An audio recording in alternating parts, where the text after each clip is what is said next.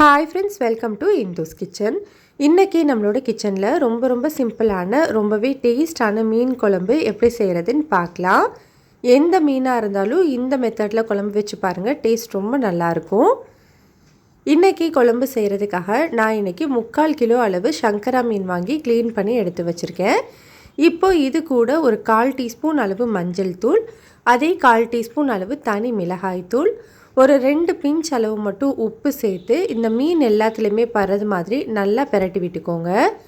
இப்படி நம்ம பண்ணும்போது நம்ம மீன் குழம்பு வச்ச உடனே சாப்பிட்டா கூட அந்த மீனில் உப்பு காரம் எல்லாம் இறங்கி டேஸ்ட் வந்து நல்லாயிருக்கும். இப்போ இது தனியாக இருக்கட்டும். அடுத்தது நம்ம புளி ஊற வச்சுக்கலாம். ஒரு பெரிய எலுமிச்சம்பழ அளவு புளியோ ஒரு பவுலில் சேர்த்துட்டு இது கூட ஒரு கப் அளவு தண்ணி சேர்த்துக்கலாம். இதை இப்போ இந்த மாதிரி நல்லா பிச்சு விட்டுட்டு ஊற வச்சுக்கோங்க. நம்ம குழம்பு ரெடி பண்ணுற வரைக்கும் இது நல்லா ஊறட்டும். இதுவும் தனியாக இருக்கட்டும். ஒரு மிக்ஸி ஜாரில் 10 சின்ன வெங்காயம், கூடவே ஒரு 8 பல்லு பூண்டு, ஒரு பெரிய சைஸ் தக்காளியை ரஃப்பாக கட் பண்ணிவிட்டு சேர்த்துக்கலாம். இது கூடவே ஒரு 1/4 டீஸ்பூன் அளவு மஞ்சள் தூள், ஒரு 1/2 டீஸ்பூன் அளவு காஷ்மீரி மிளகாய் தூள் சேர்த்துக்கிறேன். இது வந்து கலருக்காக தான், காரம் இருக்காது. விருப்பம் இருந்தால் மட்டும் சேர்த்துக்கோங்க, இல்லைன்னா ஸ்கிப் பண்ணிக்கலாம். இப்போ இது கூட 3 டீஸ்பூன் அளவு வீட்டில் அரைச்ச குழம்பு மிளகாய் தூள் யூஸ் பண்ணியிருக்கேன். நீங்கள் கடையில் வாங்கினது கூட யூஸ் பண்ணிக்கலாம். கூடவே 1 டீஸ்பூன் மிளகு, 1 டீஸ்பூன் சீரகம் சேர்த்துட்டு நல்லா ஸ்மூத்தாக அரைச்சி எடுத்துக்கோங்க. இந்த அளவுக்கு நல்லா ஸ்மூத்தாக அரைச்சி தனியாக வச்சுக்கலாம். இப்போ ஒரு மண் சட்டி வச்சுருக்கேன். இதில் ஒரு 3 டேபிள் ஸ்பூன் அளவு நல்லெண்ணெய் சேர்த்துக்கோங்க. மீன் குழம்புக்கு நல்லெண்ணெய் சேர்த்து செஞ்சோம் அப்படின்னா டேஸ்ட் நல்லாயிருக்கும். எண்ணெய் சூடானதுக்கப்புறமா 1 டேபிள் ஸ்பூன் அளவு வெங்காய வடகம் சேர்த்துருக்கேன். இது இல்லை அப்படின்னா 1/2 டீஸ்பூன் கடுகு, 1/2 டீஸ்பூன் வெந்தயம் சேர்த்துக்கோங்க. இதெல்லாம் நல்லா பொரிஞ்சதுக்கப்புறமா இதில் ஒரு 15 சின்ன வெங்காயத்தை முழுசாகவே சேர்த்துக்கிறேன். உங்களுக்கு முழுசாக சேர்த்தா பிடிக்காதுன்னா 2 கட் பண்ணிவிட்டு நீங்கள் சேர்த்துக்கலாம். கூடவே ஒரு 12 பல்லு பூண்டு சேர்த்துக்கலாம். கொஞ்சமாக கருவேப்பிலையும் சேர்த்துட்டு இது எல்லாத்தையுமே ஒரு 2-3 நிமிஷத்துக்கு இந்த எண்ணெயிலேயே நல்லா வதக்கிக்கோங்க.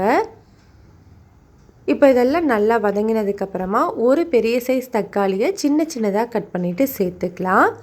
கூடவே இந்த மீன் குழம்புக்கு தேவையான அளவு உப்பு, 1 டேபிள் ஸ்பூன் கல்லுப்பு சேர்த்துட்டு இந்த தக்காளி நல்லா மசிகிற வரைக்கும் வதக்கி விட்டுக்கோங்க. இந்த அளவுக்கு தக்காளி நல்லா மசிஞ்சு வெந்ததுக்கப்புறமா நம்ம ஏற்கனவே அரைச்சி வச்சுருக்கிற மசாலா பேஸ்ட்டை சேர்த்துக்கலாம். இப்போ இந்த மசாலாவோட பச்சை வாசனை போகிற வரைக்கும் ஸ்டவ்வை மீடியம் ஹீட்டில் வச்சுட்டு நல்லா வதக்கி விட்டுக்கோங்க. மசாலாவோட பச்சை வாசனை எல்லாமே போயிட்டு நல்லா எண்ணெய் பிரிஞ்சு வந்திருக்கு பாருங்கள். இந்த ஸ்டேஜில் நம்ம மிக்ஸி ஜார் கழுவிட்டு இது கூட ஒரு கப் அளவு மட்டும் தண்ணி சேர்த்துக்கோங்க. அதிகமாக சேர்த்துட வேண்டாம். இப்போ இது ஒரு முறை நல்லா கலந்து விட்டுட்டு இது ஒரு 5 நிமிஷத்துக்கு நல்லா கொதிக்க வச்சுக்கோங்க.